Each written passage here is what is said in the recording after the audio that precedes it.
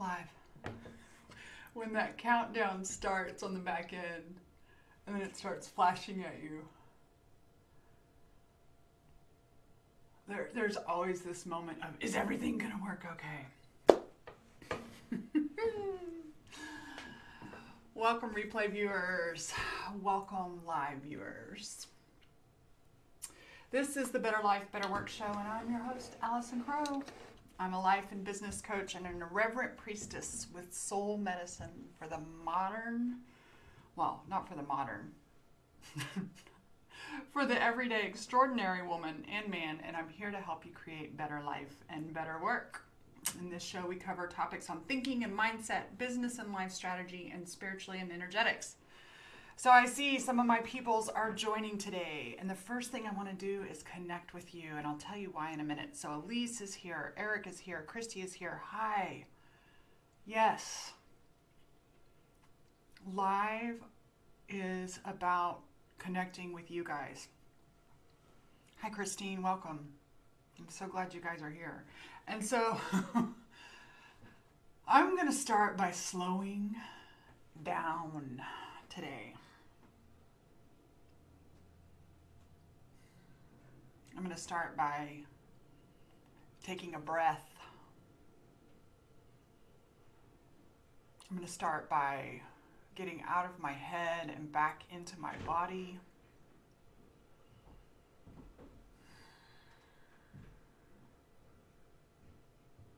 Because of course, when you plan to do a show on resistance, guess what shows up?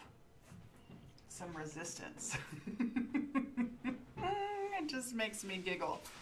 Because if it doesn't make me giggle, it's going to make me cry a little bit. So welcome, Christine. Welcome, Katie. I'm so glad you are here. I'm breathing because what I don't want you to know about me, everything, what I don't want you to know about me is I really do have these high standards. And I really do have this way that I want it to be, and I want to control it, and the way I want to feel, and the way I want my flow to happen, and the things I want to do and create. And the reality is that you guys, when we're doing important stuff, resistance shows up, and it shows up in so many different ways. And so wouldn't it be nice if I were actually sharing this episode and having this conversation from this place of, oh, I've been through that. But the fact is, even today, I'm in it. So as usual, you're going to get the real life, the real me. So what we're going to talk about today is resistance. And I call it going dirty. That's the end result. Right? The end result, we're going to play with that. We're going to play with the idea of doing dirty work. But before there, we have to get to the sacred place of this thing called resistance. Good morning. One of the ways resistance is showing up for me is my sidekick, Clemo, who's standing outside the door of my office whining at this moment. So, I just laugh, you guys. I just laugh. I am my best student sometimes. Okay, so a lot of times we have this never-ending to-do list. We have important projects that stagnate. We have the guilt and the obligation that weighs us down when we have these to-dos that we keep avoiding. Or when we have a knowing in our head and in our heart, but somehow we do nothing about it. Then we get the discouragement when we don't see ourselves moving forward in our life and work, and that kind of starts dicking around with the shame. Then when we do, and this is where I am today, when we do show up to do the work, then all of a sudden there's all these damn complications. It's like, it's one complication after another, after another, after another. And resistance can show up in so many obvious ways, but also the really subtle ways. And it's funny because as I'm talking about this resistance, I just feel this nauseousness in my gut, in my belly. resistance can stop us in our tracks. And there's an old version of me that would, at times, avoid the resistance because it felt better, right? And I actually used some spiritual teachings to not push through.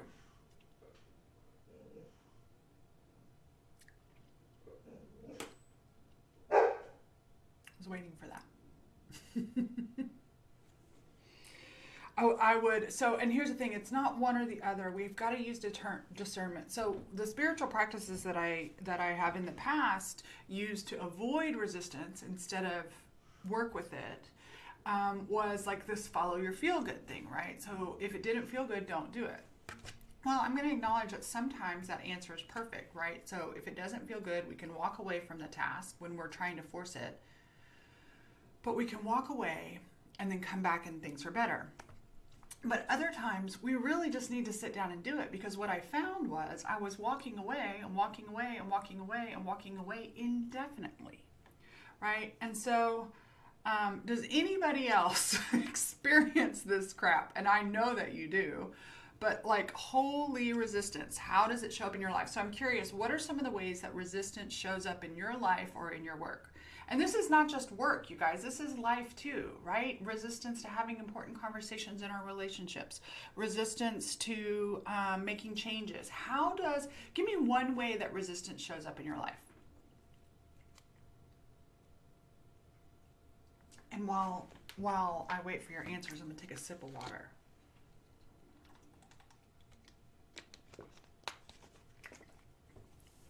All right, so number one for me is avoiding. All right, avoiding. Stephen Pressfield in The War of Art, he describes resistance as any act that rejects immediate gratification in favor of long-term growth, health, or integrity. Any act that rejects immediate gratification in favor of long-term growth, health, or integrity.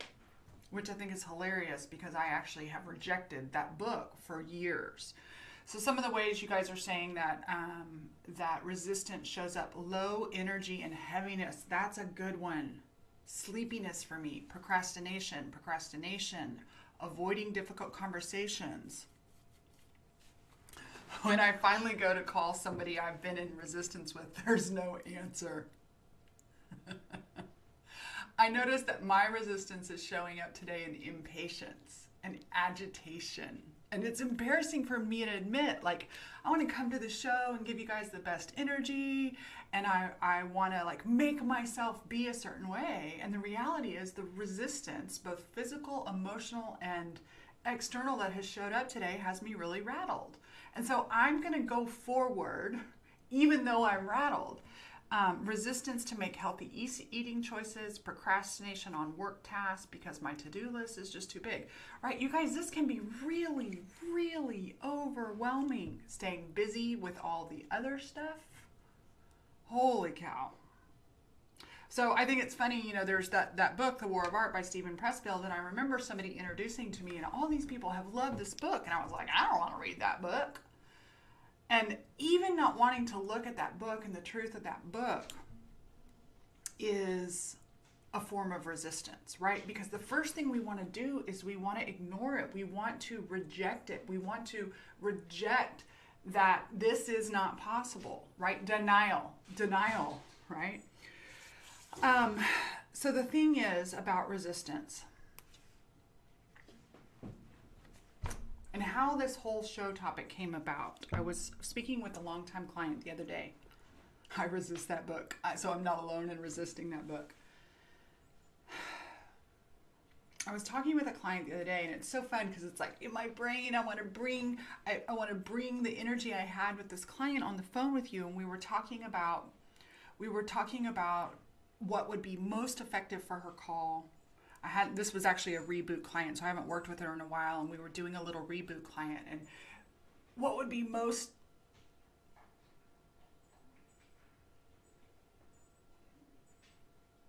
that's weird. Are we still live? Sorry, technical thing.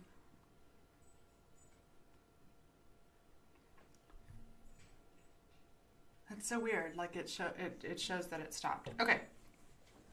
See, more resistance. Like, and this is the other thing I really do believe. It's like when we have resistance inside, that's what creates the energetic resistance on the outside.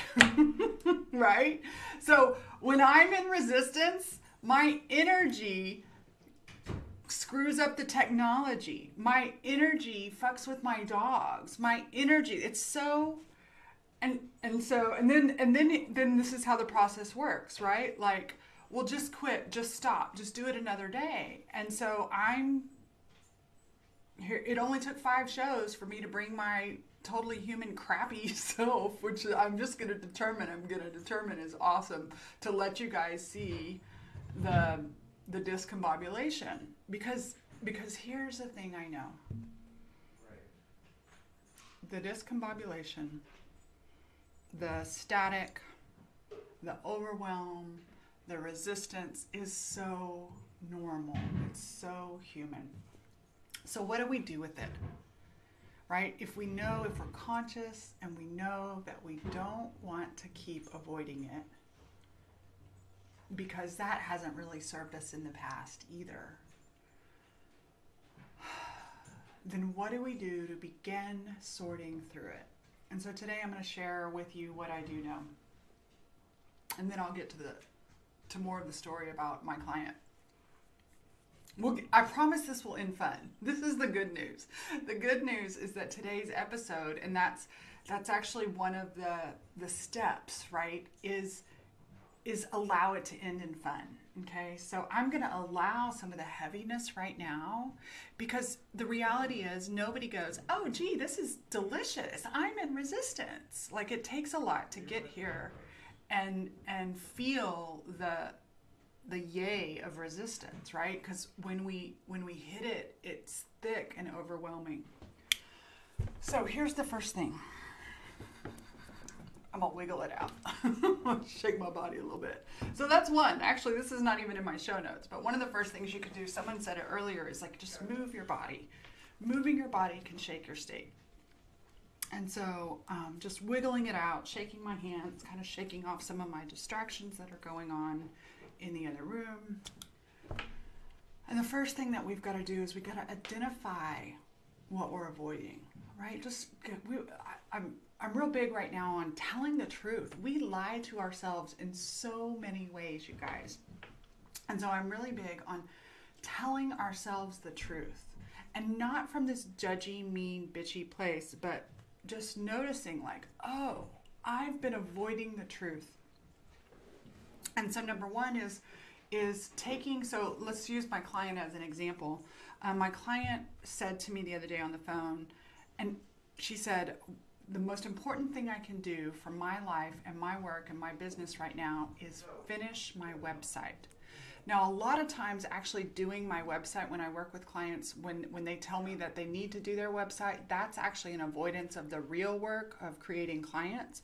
And this particular client, she's actually been very good at connecting and being with people, and she's at a place in her business. She actually was willing to start her business without her website. And so for her, my intuition and from what I know about her told me that this was actually the time, about a year after she started, to go ahead and build her website. And a lot of times people want to build the website and they want to get the cards and they want to do all these other things to avoid doing the real work of creating clients.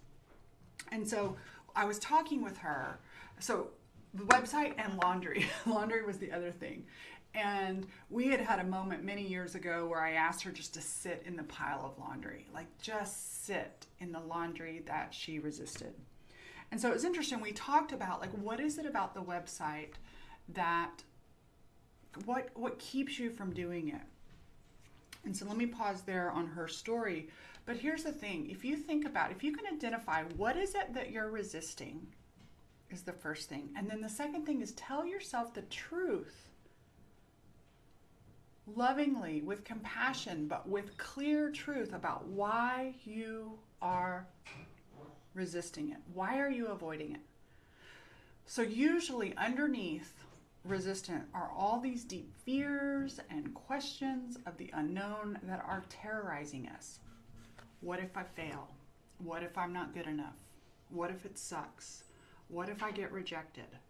What if I actually succeed in all the heaviness and responsibility that comes with that? Maybe I'm really a fraud and crazy and I shouldn't be doing this anyways, right? Like our lizard brain starts going off.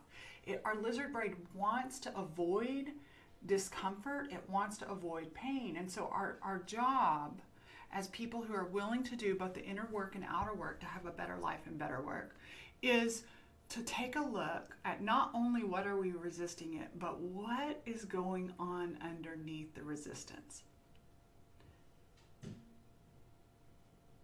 What is it that I'm really scared of? And the first thing we can do is we can own our truth. And most of us, including myself, we go around staying this mediocre distance away from our truth because our truth pushes us forward. Our truth pushes us into our soul's purpose. And owning our truth, owning our fears, and owning our perceived fragility opens us up to experience our true power. There's that Marianne Williamson quote about, and of course I'm going to slaughter it, but it's not our fear that we're inadequate, right? It's our fear that we're very powerful. And so really beginning to get into a deeper place and to look at that. I realized one time around my business that I wasn't afraid that I would fail. I was afraid that I would actually succeed. And if I succeeded, then maybe I would fail at, that I couldn't trust myself to make that much money. So we've got to spend some time looking at what is it that we're really afraid of. Because until we sit face to face with that truth, anything we do is just a band-aid and the resistance is going to keep showing up.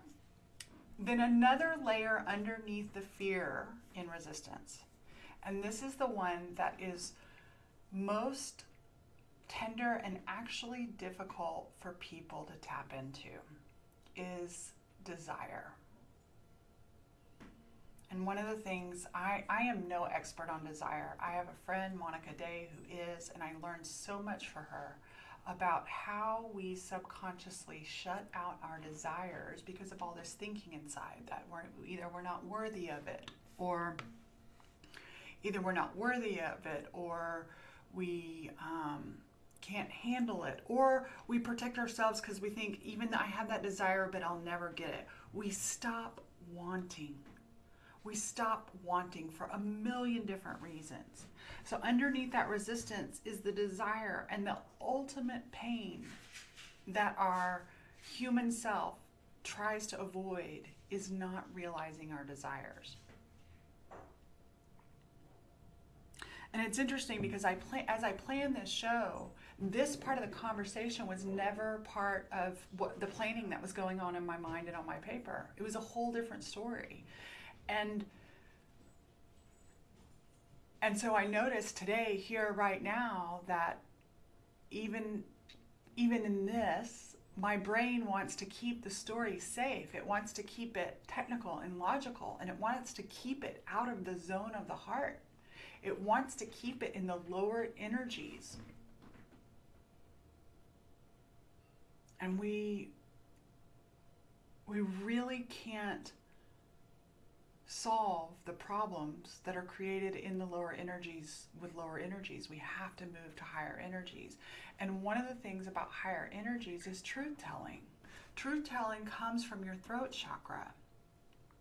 And so when we can begin to, and then also vision, right? Also seeing intuitively and seeing with the mind's eye and seeing with the divine. When we can see with the divine, okay, let me put it in order. So we can open our hearts. And we talked about that a lot in the second issue. Open our hearts, release control. Then we can begin to express ourselves and speak our truth. Then we can intuit and absorb spiritually. We can see the truth. And so if we're working in these higher consciousness ways to work with resistance, then we can heal it. Then we can move forward. Then we can give ourselves the gift of that which we really want.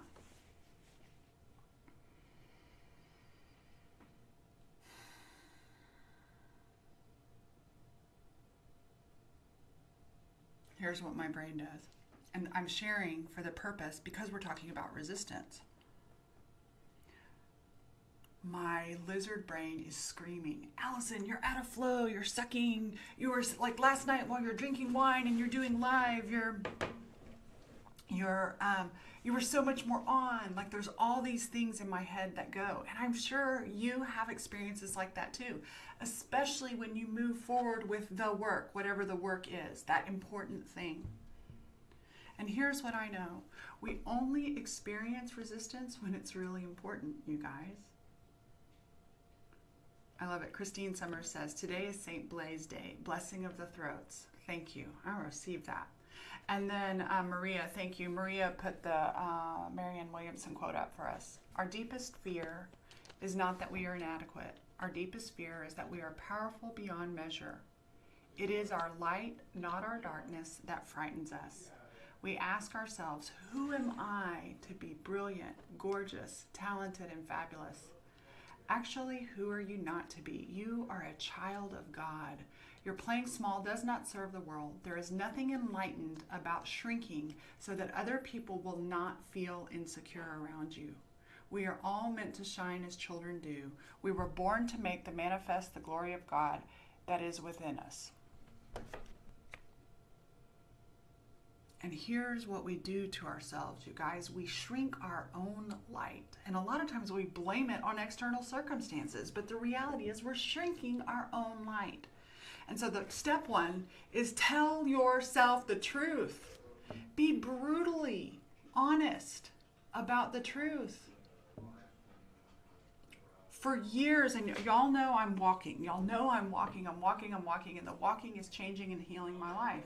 But you want to know what the truth is? The truth wasn't, oh, I've got adrenal fatigue, I have back issues, all these, I kept telling myself these excuses. The adrenal fatigue, I'm too tired, back issues. No, you want to know what the real truth was? The real truth was what I was lazy and sedentary. I'd gotten lazy, that I was a couch potato. That's the honest truth. But until I was willing to admit that the only reason I'm not walking is because I'm being lazy, and not from a place of shame, you guys. That's not what I'm talking about. But I'm talking about from a place of ownership. And ownership and shame are two different things. The flow is starting to come back. Ownership and shame are two different things. Shame vibrates near death, but ownership, responsibility, which means we are able to respond. And so when we take responsibility for resistance, then we are able to move it. Then we are able to move it. We never get close enough. I just had this vision, so let me draw this out. Okay, I just had this vision. And those of you on the video show, so those of you on the podcast won't be able to see it, but I'll describe it. So here's this thing, this heart, soul, spirit thing, whatever it is that we've been avoiding, and I'm drawing it in the shape of a heart. I'm drawing it in the shape of a heart. And then I'm putting a wall around it.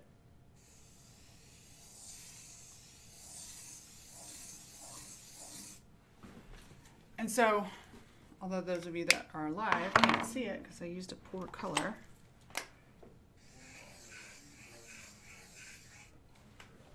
So we have this wall around our heart. We can still see the heart. But there's a difference between staying out here, and I'm drawing a person, a figure outside of the wall. That's a safe distance. So think for a moment, what is it in your life that's actually calling you and beckoning you, and you are avoiding, you are staying at a safe distance, you're staying, an arm's length away, versus jumping right in.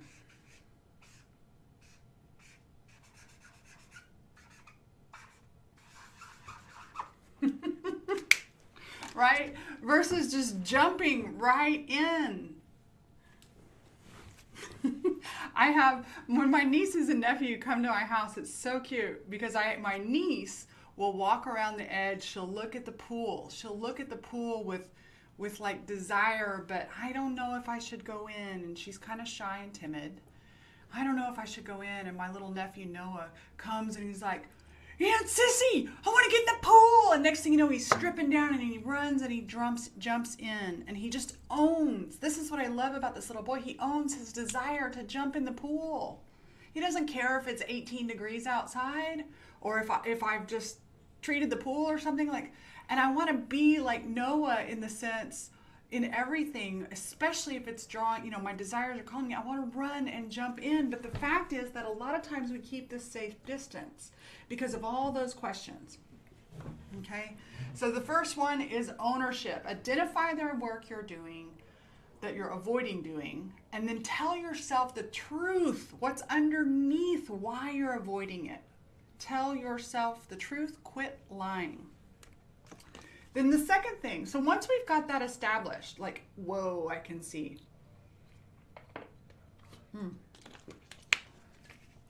The next thing, and this is where I went with my client, I was like, okay, let's assume, tell me about your life once the website is done. Tell me about your life and work. And she started, so when she was talking about, oh, I just don't want to get in the technology. I'm just not good at it. It's hard for me to get it done. I'm not, I try to get help, and like she's got 1,000 excuses and 1,000 reasons. And she's wanting me to believe every single one of them. But my job when I work with my clients is not to believe their excuses. It's not to believe their reasons. It's to help them see their power. And so what we did is I said, okay, let's assume that it's done for a moment. What's on the other side of it?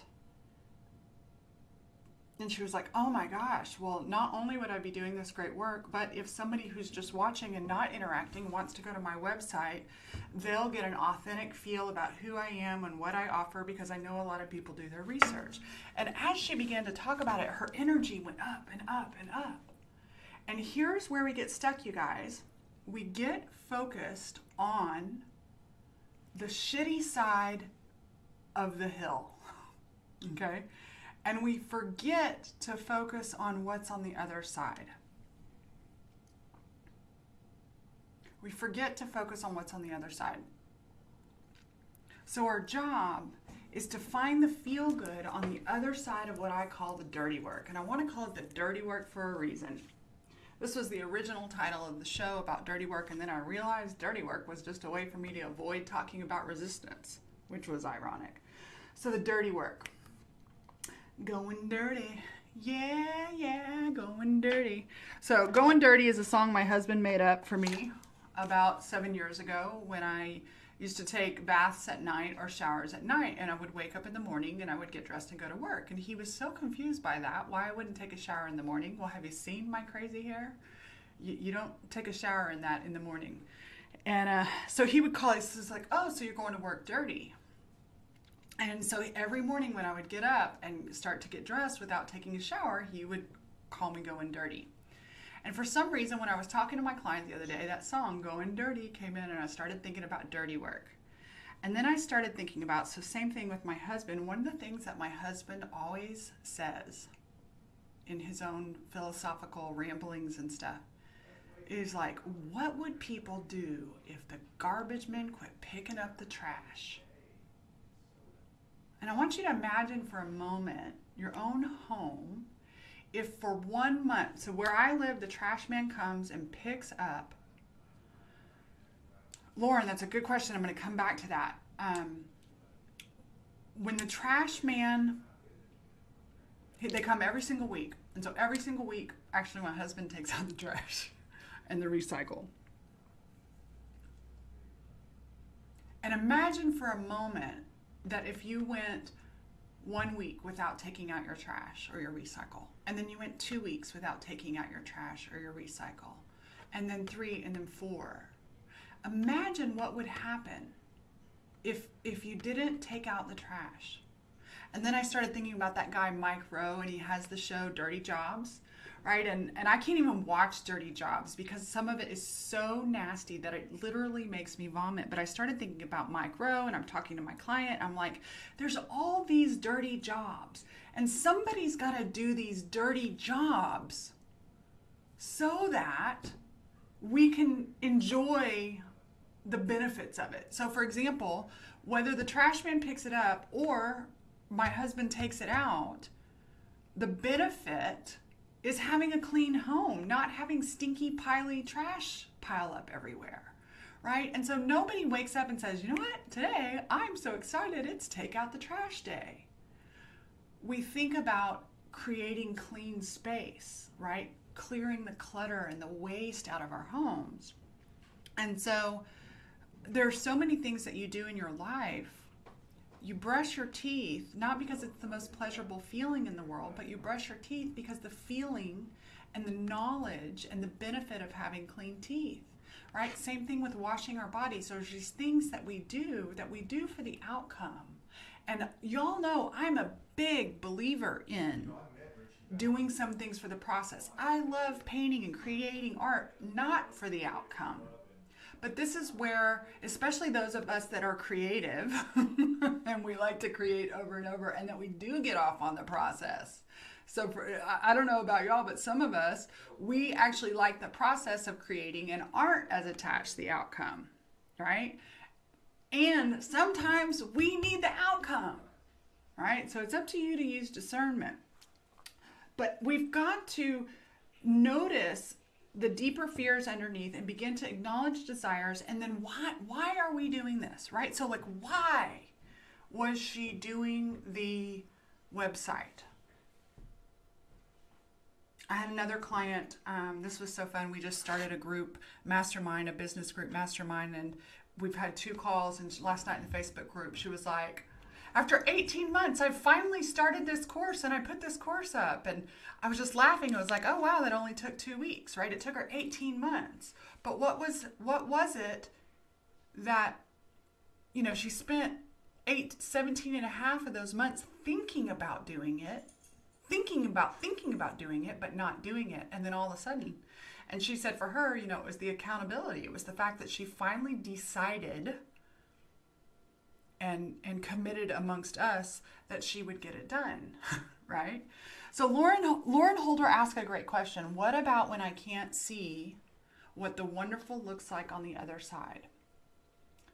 Lauren, can you help me with an example? My impulse response is to go within and check with spirit, because I can see where there could be situations where we're having to trust an inner prompting, right? I can see where we're trusting an inner prompting.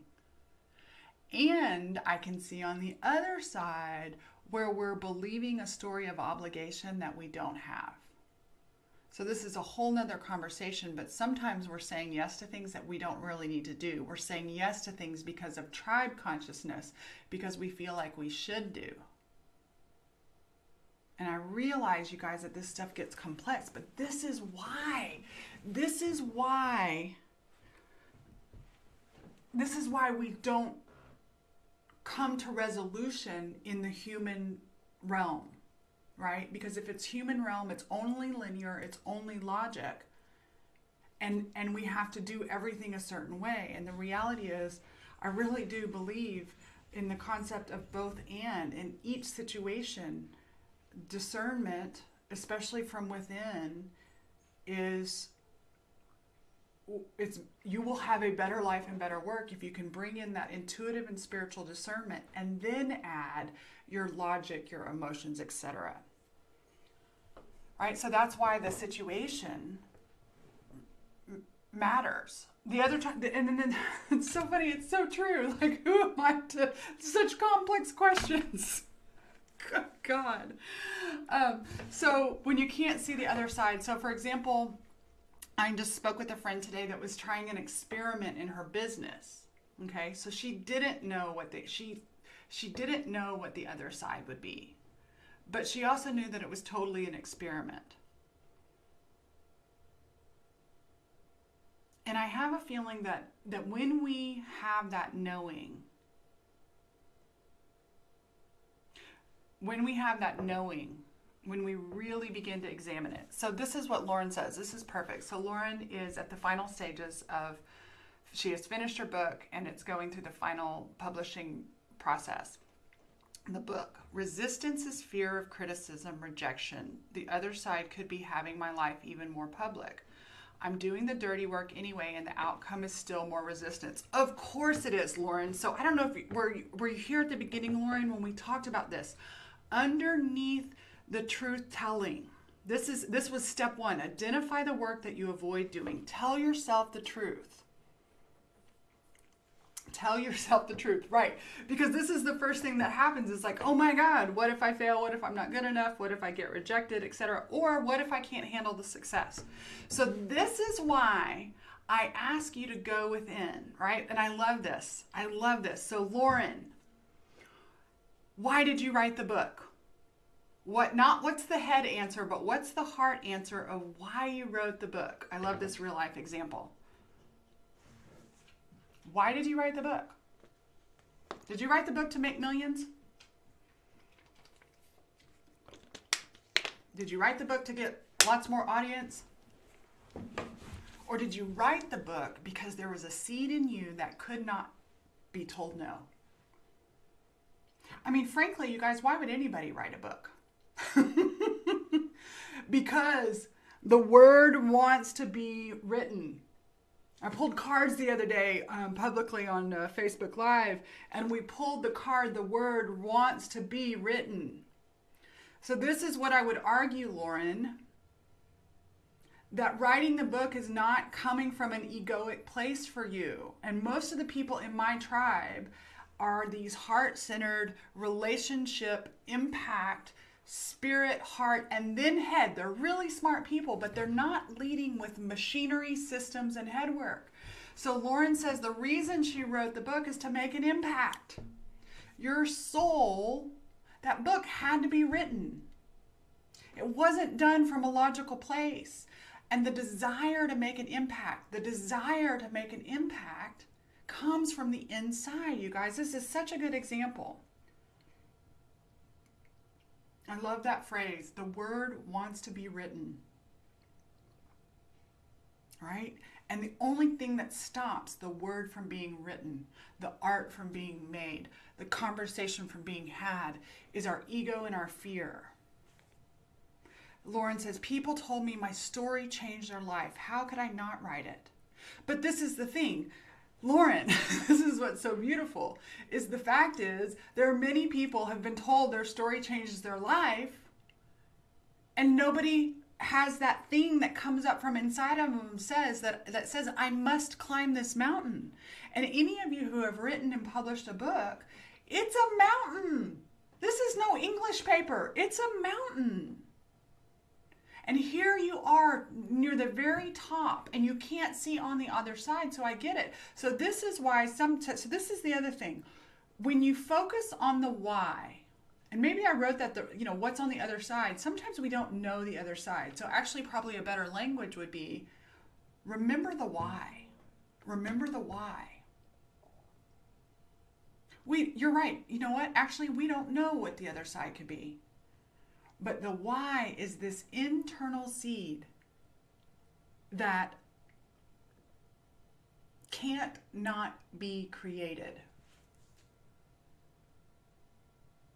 I remember my shaman friend Raphael, I did this coaching circle one time with these women, and I remember him using the phrase, it's that thing that they can't not do. That's where the resistance shows up. That without the fear, of course we do it, but it's and the more our soul wants to put something out into the world, or to have the conversation, or to be this, the more our soul, our spirit wants it, the more our human selves will resist it, right? So not what's the feel good on the other side, but what's the feel good in the why, right? And any of you who've had a baby know the joy and pain of labor and delivery. It's called labor. And on the other side is delivery. And people have been doing it for years. Okay, so here's where we move into next. And I realize, you guys, this is an important conversation to have. My team was telling me when I told them I was going to be talking about resistance, they were like, that's so funny, we were talking about that last night. Like, what if resistance is the way, right? And a lot of times, that's the whole thing, is that our lower vibing self hears the resistance and runs, right?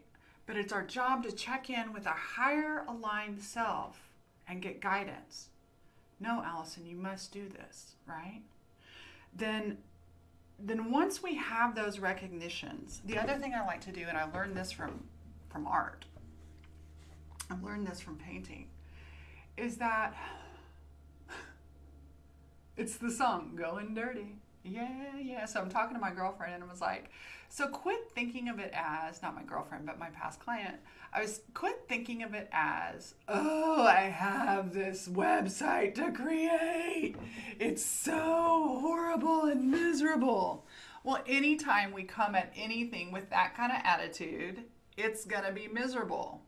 And so it's time to go into, I think it was the 7 dwarves that were like whistle while you work. So the idea is to get playful, get creative.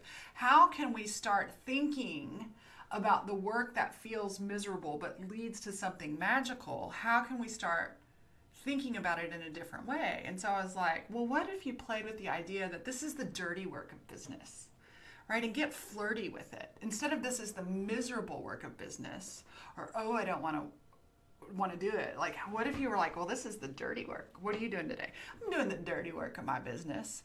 Instead of, oh, I'm in my financial numbers, I'm in logic, because that energy magnifies itself. And so if we can find a playful and creative way to approach the dirty work, that's why I'm calling it the dirty work, because dirty work sounds so much more appealing to do the dirty work than it sounds to do this miserable shit. So change the way you talk to yourself about moving through the resistance. Change the way you talk to yourself about doing your laundry or doing your dishes. And it goes back to what we talked about on the very first episode. Change the way you look at things, and the things you look at change, right? And so what if we could get to this place where it's like, oh, I notice resistance showing up. There's some juice underneath that, right? And can you imagine the progress that we can make, the true inner success and joy that we can begin to create as when we notice that resistance comes up? Ooh, I feel something around that, right? I feel the resistance. And what if we heard the call of resistance instead of bought the lie that we should stay away? But the thing is, most of us don't spend time going deeper into the resistance. We're afraid to dance with it. We're afraid to play with it. We're afraid to even consider that it could be the juiciest thing there. Or we try to solve it with our masculine energy brain, right? We try to fix a problem. But what if we came at it in a more feminine, playful way? What if we came to it with compassion and curiosity? Compassion and curiosity. How could you get curious about your resistance?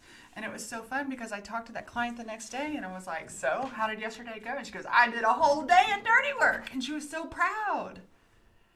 And instead of bitching and moaning that she spent a day behind her website, she was like, I spent a whole day doing dirty work. So make a song about it. I mean, I know it, they're going dirty. Yeah, going dirty. And it's like, what can we do to change our state? We may not be able to change the activity, but we can change our state around the activity.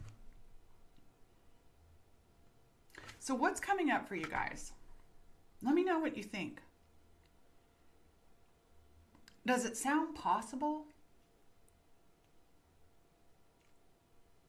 Does it sound possible to begin to listen to the inner whisper instead of the resistance? Right? Again, we have to tune the channel. We have to tune the channel. We can either, as my friend Isabel said the other day on a live that we did on my main page, Isabel said, you can either listen to the mental station of Jerry Springer, right?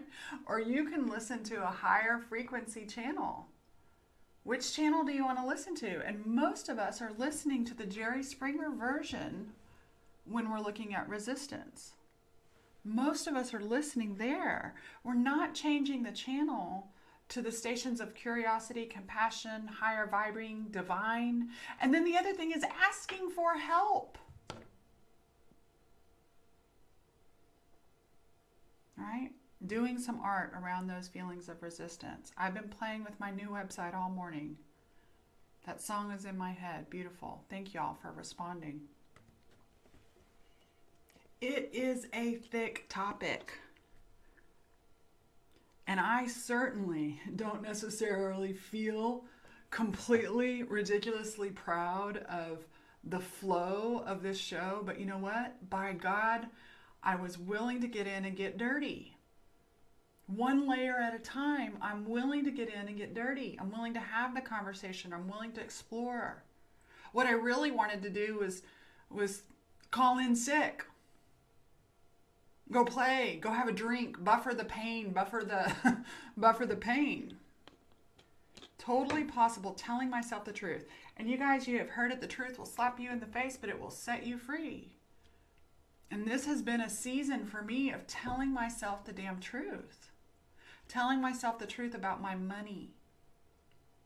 Telling myself the truth about my health and the movement of my body, telling myself the truth about my business, telling myself the truth about opening or closing my heart. What is it that we're resisting? And the antidote to that is curiosity and compassion. Compassion and then curiosity. And telling the truth. And when I tell myself the truth, I don't lie to any of you either. And I don't know about you. Do you want to argue? Do you want to argue to keep your excuses? And some people do. Yes, whatever you resist persists. It's so true. This is just the way it works, right? If you are avoiding the resistance, and you even change geography, right? So we talked about this last night. Someone said, well, what if my truth is I want to leave my job? Do I go in tomorrow? And I was like, no. I don't. You don't leave the job tomorrow, because we have to integrate it in here first, right? So we have to integrate it in here.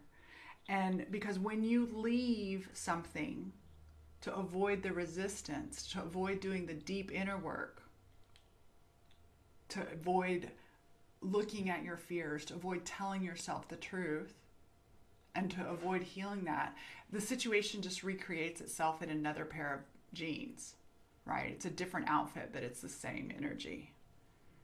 And a lot of times people say, well, why do I keep having this pattern of XYZ in my life? Well, because you've got to dive in. You've got to jump in and get dirty. You've got to get emotionally dirty, physically dirty. And I don't mean dirty in a negative sense, but it's messy. And I had a client one time, Robin Sino, many, many years ago, we were on a coaching call and we came up with this phrase, the mess is the masterpiece. And yet we're so afraid to get into the mess. We're so afraid to be messy. I'm afraid to be messy. I'm afraid to be messy with my work. I'm afraid to do this show and let it be messy. But if I let that stop me, the show will never happen. And I don't know, like Lauren, I don't know what's on the other end of the show. The show could be a total flop. But I know right now the word wants to be written. The show wants to be showed. And I can either run from it, and as Elise Rich says, it will follow you wherever you go. That shit will haunt you, you guys. And I don't know about you, but I want to live clean. And how we live clean is we get in there with the dirt. Going dirty. Yeah, going dirty. So what is the dirty work? Let's begin to wrap it up. And I want you to think about, what is the dirty work you've been avoiding? That's number one. What is the dirty work you've been avoiding? And then tell yourself the loving but firm ass truth about why you've been avoiding it. I realize I am terrified of success. I make up stories that rich people are assholes, that I can't trust myself with the financial success, and that I'll be even more alienated than I am right now. Those are some of my deepest fears. Or that I'll be left. That's the biggie, that I'll get left by those who love me. But the reality is, I wake up every day with a burning desire to create and connect. Every single day. So the word wants to be written. I'm releasing myself from the attachment, but I'm paying attention.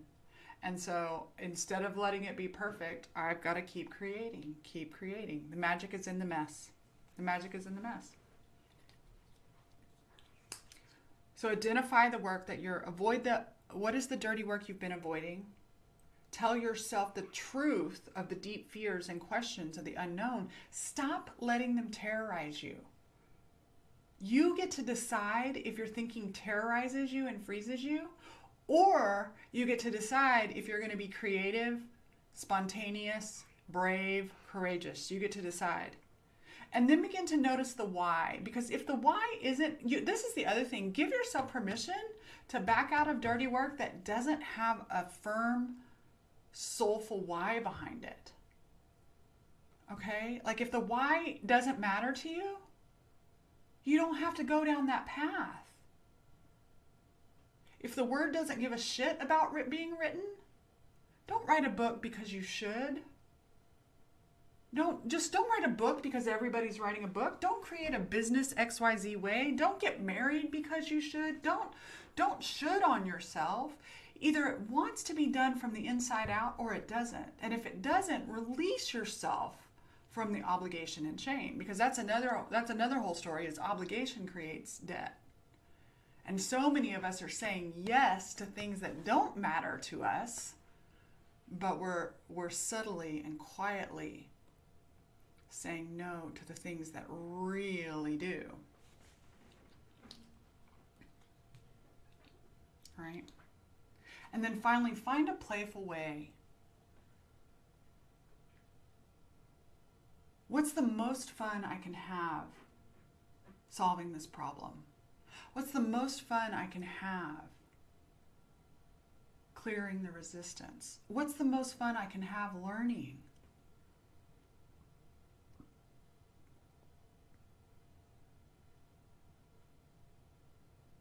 Can I get messy and enjoy it anyways?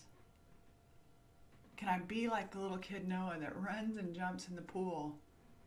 Even though there's 1,000, he did this at Christmas. He didn't need to be jumping in the pool, it was freezing. But it's what he wanted.